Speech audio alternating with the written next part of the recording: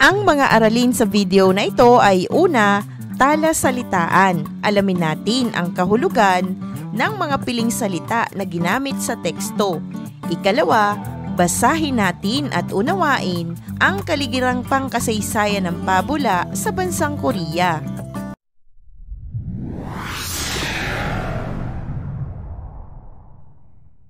Narito na ang talasalitaan. Alamin natin at unawain ang kahulugan ng mga piling salita na ginamit sa teksto.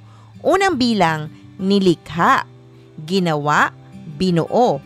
Ikalawa, mitolohiya, anyo ng panitikan na tumatalakay sa Diyos o Diyosa. Karaniwang kwentong sumasalamin sa kultura ng isang lugar. Ikatlo, ugnayan, komunikasyon, unawaan ng dalawang tao o koneksyon.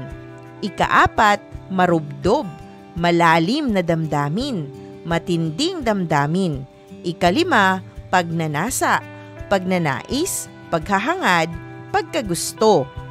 Ikaanim, dakila, mataas na moral, ginagalang, pambihirang kahalagahan at katayuan. Ikapito, lumaganap, kumalat, sumikat. Ikawalo, tinagurian, katawagan o tawag, palayaw, alias o bansag. Ikasyam, napabantog, nakilala, naging tanyag. Ikasampu, sumasagisag, kumakatawan o nagbibigay kahulugan. Sa ating pagpapatuloy, basahin natin at unawain ang kaligirang pangkasaysayan ng pabula sa bansang Korea. Ang mga hayop ay hindi lamang mga nilikhang gumagala sa kapatagan at kabundukan. Ang mga ito ay may simbolong ugnayan sa bansa at sa mga mamamayan nito. Sa Korea, mahalaga ang ginampanan ng mga hayop sa kanilang mitolohiya at kwentong bayan. Ayon sa kanilang paniniwala, noong unang panahon daw ay may isang tigre at oso na nagnais maging tao. Nang bumaba sa lupa ang kanilang Diyos na si Hwanin o Diyos ng kalangitan, ay humiling ang isang tigre at isang oso na maging tao.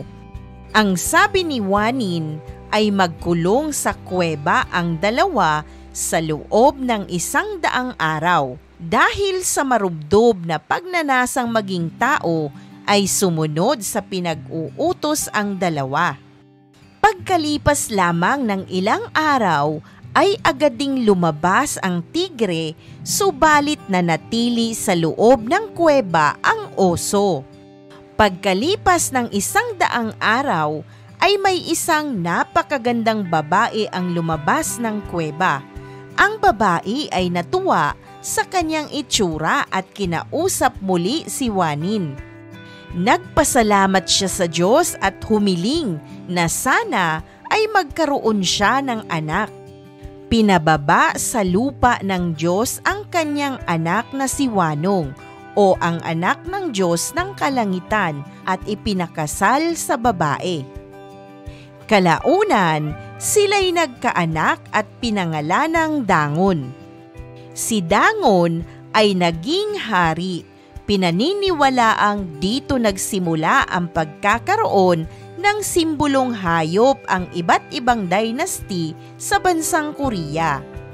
Ang pabula ay isa sa mga unang panitikan sa daigdig. Noong ika-5 at ika-6 na siglo bago si Kristo, may itinuturing ng pabula ang mga taga-India. Ang karaniwang paksa ng pabula ay tungkol sa buhay na itinuring na dakilang tao ng mga sinaunang Hindo. Si Kasyapa ang pangalan. Lalong nagpatanyag ang mga ganitong kwento sa Gresya. Si Aesop ang tinaguriang ama ng mga sinaunang pabula dahil sa napabantog niyang aklat, ang Aesop's Fable, mga hayop na kumakatawan o sumasagisag sa mga katangian o pag-uugali ng tao. Halimbawa, ang ahas ay karaniwang nangangahulugang isang taong taksil, ang pagong, makupad, Ang kalabaw, matyaga. Ang palaka, mayabang. Unggoy o matching ay isang tuso.